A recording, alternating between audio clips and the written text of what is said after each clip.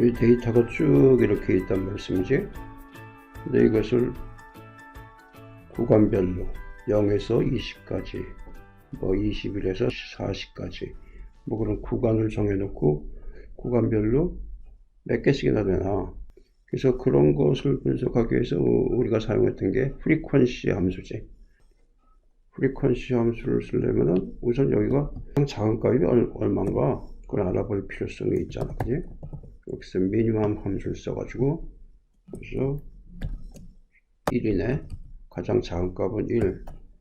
맥스 함수 쓰면은 가장 큰 값이 나오겠지? 그러면 200. 1에서 200까지구나. 그러면 0에서부터 1에서부터 0에서부터 20까지 21에서부터 20씩 구간별로 개수가 몇 개가 되는지 한번 만들어 볼 수가 있겠네. 그럼 여기서 이것을 20으로 하고 40으로 하고 20씩 그룹핑을 하는 거지. 20씩 이렇게 해서 쭉 내려서 200 180까지. 오케이. 그러니까 여기서 하면 프리퀀시 함수를 사용할 때 이 구간은 요 20, 여기는 0에서부터 20까지, 여기는 21에서부터 40까지, 여기는 41에서부터 60까지, 여기서는 61에서 80까지, 그 다음에 여기 마지막 여기는 180보다 큰 거가 하나가 더 필요해. 이렇게 하나가 더 필요해. 여기 셀을 이렇게 선택해야 돼. 이 프리퀀시 함수는 배열 상수를 return value로 돌려준단 말이야. 그러니까 그 배열 상수의 개수만큼 선택을 해야지. 프리퀀시 함수는 지난번에 했었을 거야. 근데 다시 한번 해보자고. 프리퀀시. 여기서 데이터 어레이는 요거지. 요거 전체. 두 번째 매기면서는 요거. 이렇게 선택된 걸 봐. 여기 결과값은 요거 구간별 그룹핑하는 요 표보다 개수가 하나 더 많아야 되는 거야. 이렇게. 그래서 컨트롤 시프트 엔터. 그러면 이렇게 모두 몇 개?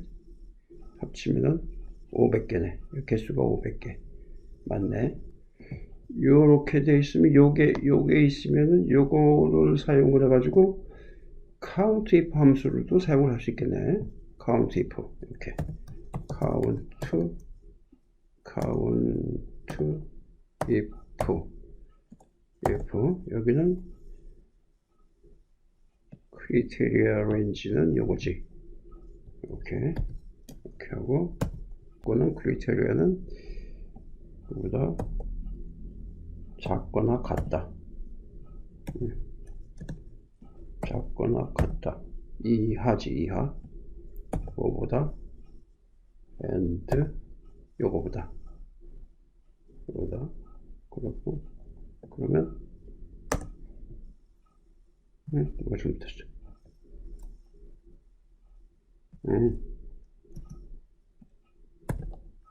이렇게 이제 53개. 비교 연산자를 잘못 썼었어. 이렇게. 그다음에 여기는 count ifs.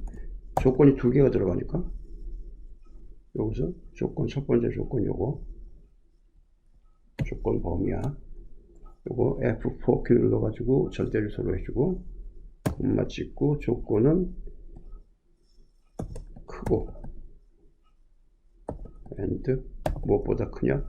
이것보다 크고, 그리고 조건 한 쌍의 조건이 여기 들어온 거야. 이제 두 번째 조건, 요 조건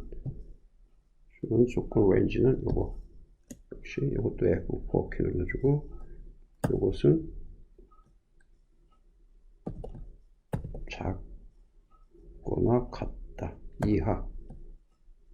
어느 것보다 작거나 같다. 요거보다.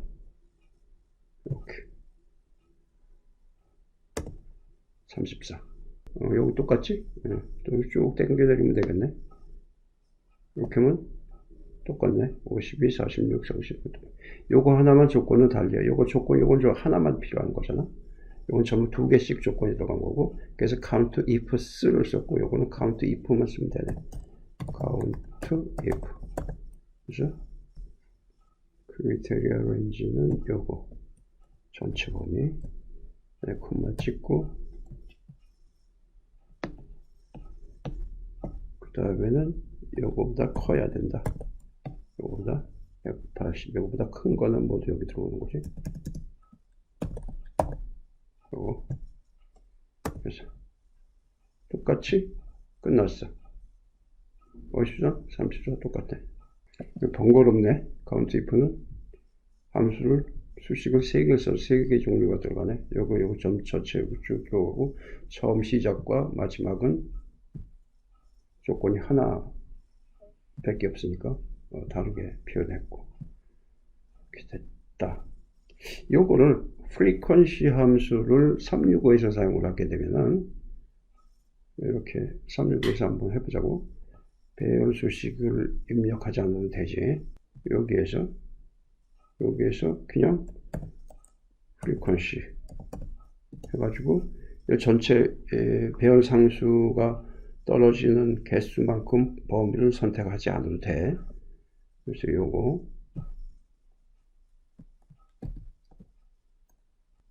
그 다음에 요 범위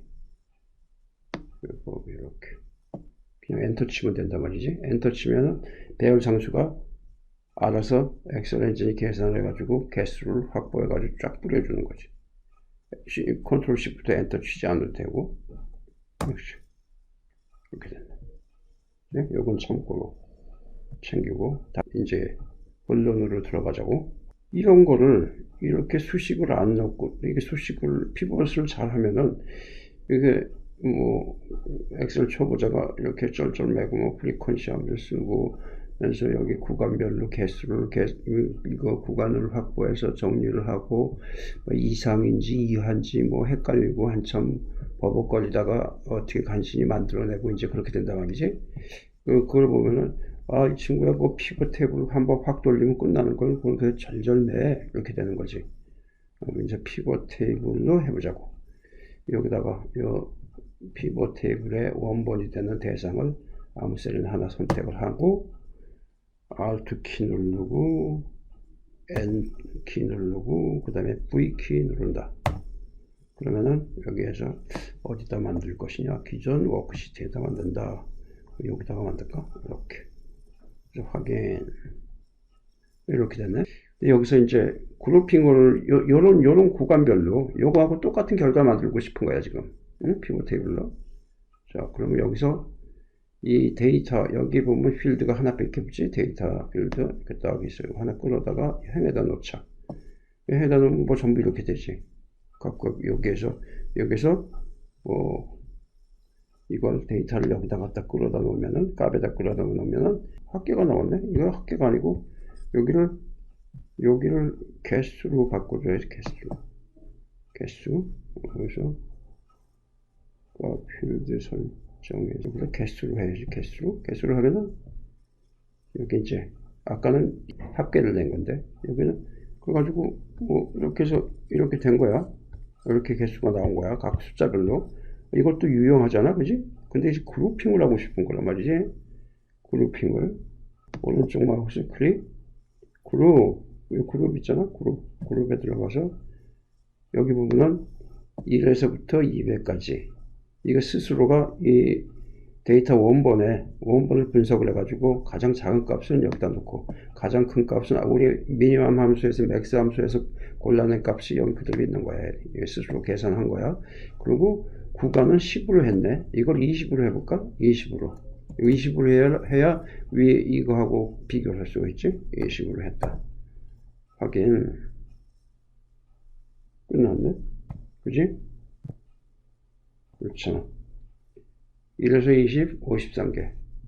40개, 21에서 40까지. 여기서 20, 요건 또 이렇게 친절하게, 여기 지금 이거 보면은 대체 20에서 40까지야, 21에서 40까지야, 이렇게 헷갈리잖아.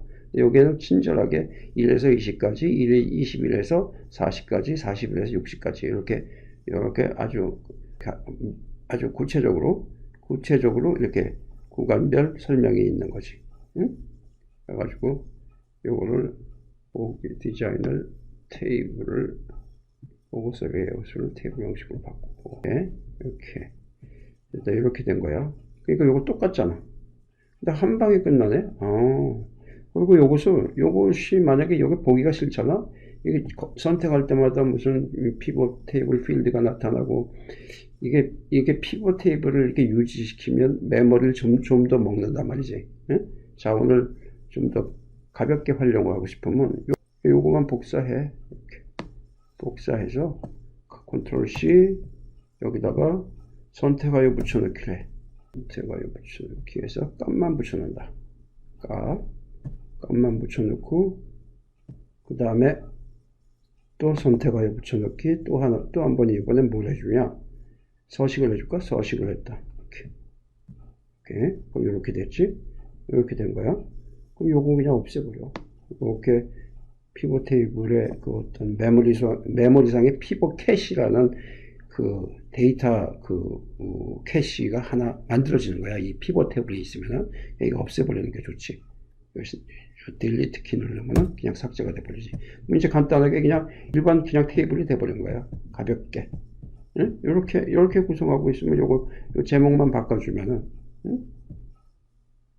아주 이렇게 함수 쓰느라고 고생하는 것보다는 이게 훨씬 간단하고 보기도 좋잖아. 그치? 이렇게. 이렇게. 피벗 테이블의 활용이지.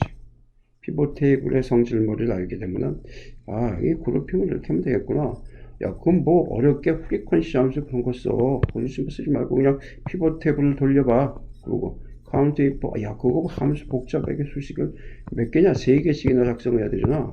그냥 피벗 테이블을 돌리면 돼. 돌려봐, 피벗 테이블로. 그렇게 얘기를 해주는데도 못 돌리면 그것도 미치는 거지. 그러면은 엑셀의 능력에 의심을 받는 거지. 그러니까 피벗 테이블은 꼭 해야 된다는 것을 알았으면 좋겠어. 여기 let 함수 365에서 let 함수를 저번에 했었지. let 함수를 알고 나면은 요 수식을 이렇게 넣는 것이 이거 깝깝하네. 이거 중복됐잖아. 요거 중복됐지. 이거 넣느라고 이거 개고생을 했잖아. 저쪽 가서 이거 할 때마다 조건 될 때마다 대상 범위 이렇게 쭉 큰 넓은 범위를 잡느라고 개고생을 했단 말이야. 여기 하고 또 여기도 또 이렇게 똑같은 게 두 개가 있잖아. 이렇게 똑같은 게 중복되는 게 있으면은 이거는 수식을 잘 작성하는 사람한테는 let 함수를 알고 나서는 무식한 짓이 되는 거야. let 함수. 그래서 365에서 요거 let 함수를 한번 다시 입력을 해서 이것을 좀 간편화시키는 작업을 해보고 가는 것이 지난번에 let 함수 한 거에 대한 리뷰가 되니까 좋겠지? 자꾸 반복해야 되니까. 여기에 내가 입력을 해놓은 거야. 여기서 let 함수를 씌우자 말이지. 요건 필요 없다. 요거는 수식이 하나만 있으니까. 수식이 조건을 하나만 했으니까. 근데 여기에서 두 개 한 거란 말이야. 여기 두 개를 했잖아. 요 조건 범위가 이 두 개 똑같은 게 중복해서 두 개 들어갔으니까 여기서 let 함수를 여기다 쓰자고. let 가로 열고 요 가로 닫아주고 열고 닫는 걸 같이 쌍으로 해주는 게 좋아. 그 다음에 이걸 복사를 하자. 이걸 사용을 할 거니까 copy. 그래서 요것을 요 주소 값을 a라는 이름을 내가 지어줄 테니까, 그리고 요걸 이제 a라는 이름에다 요거를 사용을 할 거다. 이렇게 된 거지. 콤마 찍고 이렇게. 그 다음에 요걸 전부 a로 바꿔주면 되지. 네? a로 바꿔준다. a로 바꿔주고 요것도 a로 바꿔주고. 그럼 수식이 간결해졌잖아. 그치?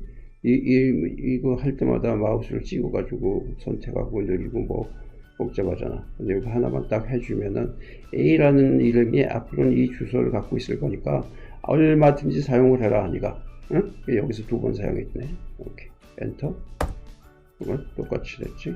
똑같이 쭉 당겨내고 여기까지. 여기는 하나만 필요하니까 뭐 할 필요 없고. 이렇게 해서 let 함수를 한번 리뷰했어. 그 피벗 테이블 하면서 관련된 함수 같이 해야 피벗 테이블이 엄청 편리한 것이구나 하는 걸 자꾸 실감을 할 수가 있지. 응?